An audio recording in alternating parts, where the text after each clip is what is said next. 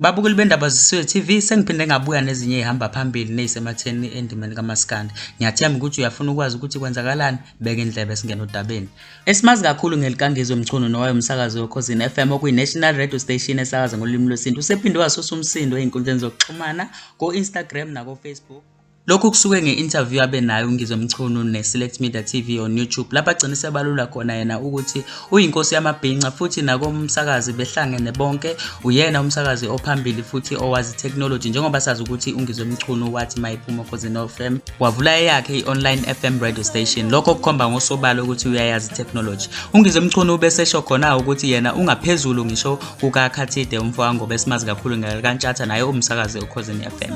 Lokhu kwenze abalandeli banqubuzana ngekwembono besho khona ukuthi uNgizwe akayiyeke lento ayenzayo akaphume phela into benza kaMaskandi akayena umaculi wamaskandi futhi akayena umsakazi weKhosi FM so akaphume phela kuNtshatha umfowabo aphume futhi aphele kuMaskandi kanye nakuKhosi FM. Abanye abantu bakomente ngomsupporter uNgizwe besho khona ukuthi uyena iqhawe lapho uyena oyinkosi yamabhinca uyena futhi ongaphezulu kubo bonke abasakazi abakhona okusho ukuthi bavumelana nalokho abekusho uNgizwe nokuthi ungaphezulu kaNtshatha umfowabo.